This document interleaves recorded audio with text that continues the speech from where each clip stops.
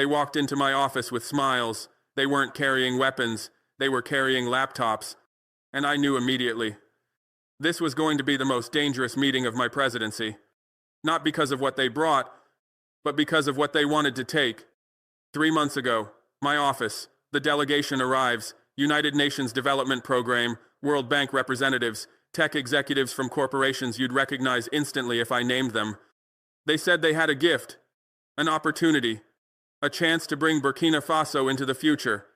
They called it the Universal Digital Identity Initiative. 54 African nations already in discussions, billions of dollars in funding, infrastructure, technology, modernization, progress, everything a developing nation could want. All we had to do was say yes. I said, "Tell me what yes actually means." The lead negotiator smiled. Professional, practiced. He'd done this pitch dozens of times in dozens of countries. Every citizen gets enrolled. Simple process, quick, efficient. We scan fingerprints, capture facial recognition, record iris patterns, collect voice samples. All stored securely in the cloud. All linked to one identification number. All accessible through one mobile app. I said, "Where's the cloud?" "Distributed servers, multiple jurisdictions, maximum security." I said, "Which jurisdictions specifically?" "Primarily North America and Europe, backup facilities in Asia." I said, "So not Africa?" He paused. "Just a second." But I caught it. "Well, Mr. President, the infrastructure requirements are substantial. Africa doesn't currently have the capacity for—" I cut him off. "We don't have capacity because nobody builds capacity here. We don't have infrastructure because nobody invests in infrastructure here. We don't have technology because everyone sells us technology instead of teaching us to build it. So your solution to our lack of infrastructure is to store our most sensitive data on your infrastructure in your countries under your laws?" The room got quiet. But I wasn't done, because I'd read the document, all 73 pages. While they were expecting me to skim the executive summary, I was reading the fine print. The clauses they bury on page 47, the terms they hide in legal language on page 62, the liability waivers they slip into section 7.3.2. I said, "Who owns the data?" "The individual citizen, of course, but it's held in trust by the administering organizations for the citizen's benefit and protection." I said, "That's not ownership, that's custody with better marketing." He tried again. "It's a partnership model, Mr. President. Partnership requires equal power. Do I have equal power if you hold all the data and all the infrastructure? Do I have equal power if I can't audit your systems, can't regulate your protocols, can't enforce my own laws on servers I don't control?" Silence. I said, "What happens when we want to leave?"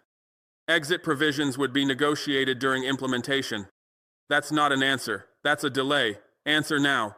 What happens if 5 years from now I decide this system isn't serving my people and I want out?" He shifted in his chair. Just slightly. But I saw it. "These systems are designed for permanence, Mr. President. Discontinuation would disrupt critical services, banking, healthcare, government functions. Everything would be tied to this system, so exiting would tiptoes. Would destroy our country's functionality unless we stay dependent on you. That's not partnership. That's a trap with a smile and a handshake." The delegation exchanged glances. They weren't used to this. They were used to presidents who nodded, ministers who signed, governments that complied. I kept pushing, because every question revealed more truth, every answer exposed more control. "Who has access to the data?" "Only authorized personnel for legitimate purposes." "Define legitimate purposes." "As determined by the multi-stakeholder governance board." "Who sits on this board?" "Representatives from participating governments, implementing organizations, technical partners, civil society observers." "How many African representatives?" "Proportional to participation levels." "So we get outvoted in decisions about our own citizens' data. We get minority representation in governance of information about our own people. We get to watch while foreigners decide what's legitimate and what's not." He didn't answer that one. I leaned forward, looked him straight in the eye, and said what I'd been thinking since page 1 of their document. "Let me make sure I understand what you're actually asking. You want biometric data on every Burkinabe citizen. You want to store it on servers we don't control in countries we don't govern under laws we didn't write. You want to link every aspect of our citizens' lives to a system we can't exit without catastrophic disruption. You want us to trust that you'll use this data responsibly even though we have no enforcement mechanism if you don't, and you want us to believe this is about helping us. The room froze. He tried to recover. Mr. President, surely you understand the benefits. Financial inclusion for the unbanked, efficient service delivery, reduced corruption, empowered citizens with digital access. I said, it's about control, total control, control over identity, over access, over participation, over existence itself in a digital world. And you're asking me to hand you that control voluntarily in exchange for efficiency. Digital identity is the future, Mr. President. Whether you participate or not, this is happening. You can shape it by joining or be left behind as it happens without you. That's when I knew. That's when I understood completely. That's when I saw the whole system for what it was. This wasn't about helping Africa. This was about controlling Africa. This was about replacing physical colonization with digital colonization. This was about building the infrastructure of permanent surveillance and calling it development assistance. I stood up. Get out of my office. They were shocked. Actually shocked. Mouths open, eyes wide, confused. Mr. President, surely you want to discuss this further. I've heard everything I need to hear. You came asking me to surrender sovereignty over my citizens' identities to foreign entities operating under foreign laws with foreign interests. You dressed it up in language about partnership and progress. But underneath the PowerPoint, it's colonization with better graphics. Get out. They left. Shaking hands, fake smiles, professional to the end. But they didn't give up. Because people like that never give up. Because systems like this don't stop at the first no. Because control is too valuable to abandon after one refusal. 2 weeks later, World Bank calls, our infrastructure loan, the one for roads and bridges and power plants, technical difficulties, concerns about our commitment to governance reforms. Approval might be delayed unless we demonstrate more openness to international best practices in public administration. I said, this is about the digital ID. No, these are separate issues evaluated independently. But countries implementing digital identity systems score higher on governance indicators, which influences lending decisions. Pause. It's one consideration among many, Mr. President. So if I implement your system, my loan gets approved. We can't make that guarantee, but it would certainly demonstrate commitment to modernization. I said, that's extortion dressed up as technical assessment. I hung up. 1 month later, 3 major NGOs operating in Burkina Faso, education programs, healthcare initiatives, agricultural projects, all receiving notices. Their European funding was under review. Concerns about operating in environments that don't meet international standards for digital governance. The NGOs panicked, called me, sent delegations. What's happening, Mr. President? Why are our projects being threatened? I told them the truth. You're being used as leverage. Your work is being held hostage to force my compliance. Your beneficiaries are collateral damage in a pressure campaign to make me surrender. 2 months later, International Development Conference, Burkina Faso was scheduled to present our agricultural reforms, our education initiatives, our economic progress. Suddenly, no invitation. Space was limited. They had to prioritize countries demonstrating commitment to comprehensive development frameworks. Translation: countries that said yes. 3 months later, the video appears. Viral within hours. Me, supposedly at the UN, giving a speech I never gave, saying words I never said in a context that never happened. We are not your lab rats. Dramatic, powerful, defiant, perfect for social media, perfect for headlines, perfect for controlling the narrative. Except I never said it. Not like that, not there, not then. Deep fake. Manufactured. Created. They took footage from a different event, altered the audio, changed the context, and released it as real. And millions believed it. Billions of views, shared across continents, celebrated, analyzed, discussed. Why?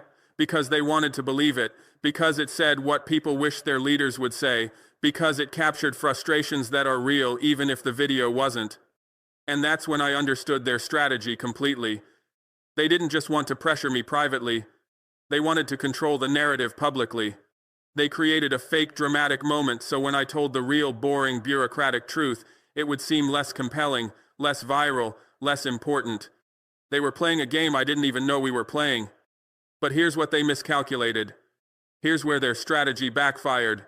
Here's what they didn't expect. I decided to tell the truth anyway. Not the dramatic fake version, but the real version. The complete version.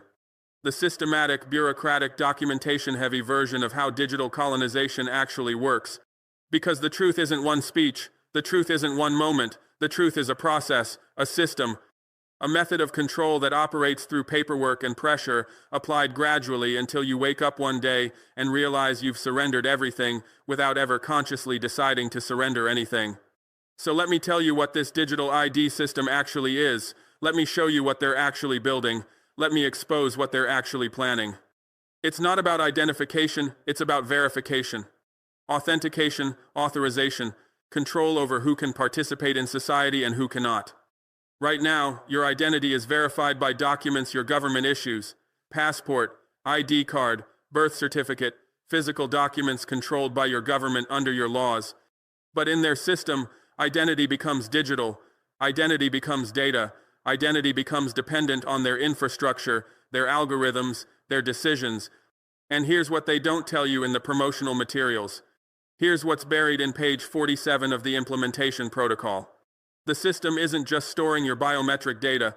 The system is creating a social graph, a network map of every relationship, every transaction, every interaction, every movement, every behavior. You use your digital ID for healthcare. They know your medical history. Banking, they know your transactions. Education, they know your performance. Employment, they know your work history. Travel, they know your movements.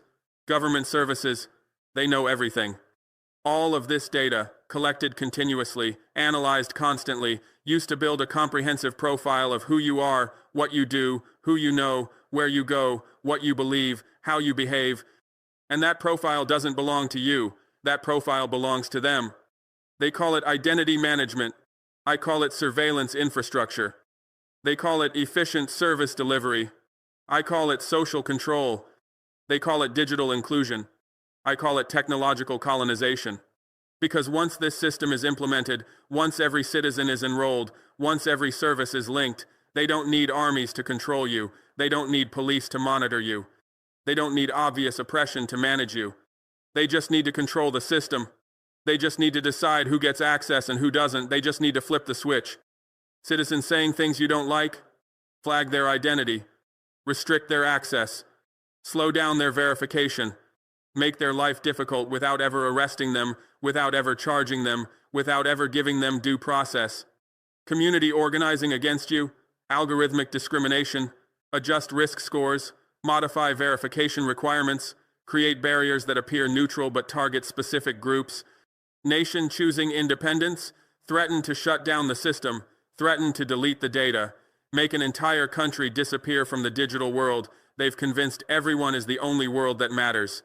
This is the future they're building. This is the system they're implementing. This is the control mechanism they're deploying across Africa disguised as development.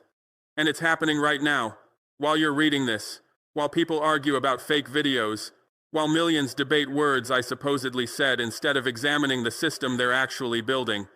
73 African nations in discussions, 42 signed preliminary agreements, 27 started pilot programs, 15 began enrollment.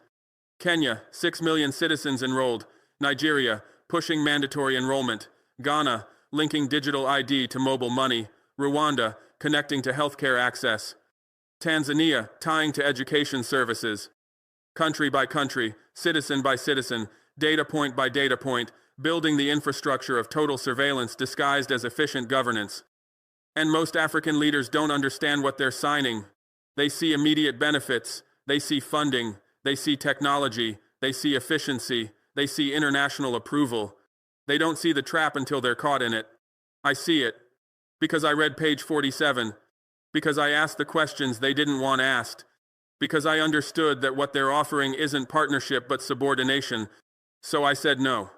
And the consequences came fast. World Bank loan denied. $400 million for infrastructure, gone. IMF credit line suspended. Currency stabilization tools, gone. EU aid package redirected. 500 million euros for schools and hospitals, gone. They said Burkina Faso will suffer. They said my people would turn against me. They said